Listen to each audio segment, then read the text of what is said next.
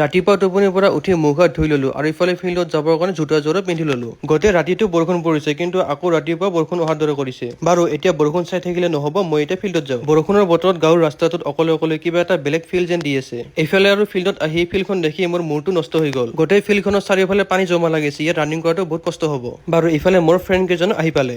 গ্ৰাউণ্ডত আহিছো যেতিয়া ৰানিংটো কৰিমেই, চ' অকমান এক্সাৰচাইজ কৰি ললো। এইফালে ৰানিংটো আৰম্ভ কৰিছিলোহে, বৰষুণ আৰম্ভ হৈ গ'ল। বৰষুণ অহাৰ বাবে 10 ৰান কৰি কিনে ৰখি দিলো। বৰষুণ আহিছে যেতিয়া এতিয়াতো ঘৰত যাব নোৱাৰো, চ' আমি ফ্ৰেণ্ড কেইজনে বহি কিনে এনে অকমান গল্প কৰি আছো। বাৰু এতিয়া অকমান বতৰটো ভাল হৈছে, এতিয়া আমি সোনকালে ঘৰত যাওঁ। ইহঁত দুজনৰ বদমাছি চাই থাকোতে দেখা পাওঁ যে আকৌ বৰষুণ দিব ধৰিছে। চ' উপায় নাই দৌৰি কিনে ঘৰত যাব লগা হ'ল। বাৰু মই এতিয়া ঘৰত যাই থাকো দিয়া। আপোনালোকে ভিডিঅ'টো লাইক, শ্বেয়াৰ, কমেণ্ট আৰু চেনেলটো ছাবস্ক্ৰাইব কৰি দিব। পুনৰ লগ পাম নেক্সট ব্লগলৈ।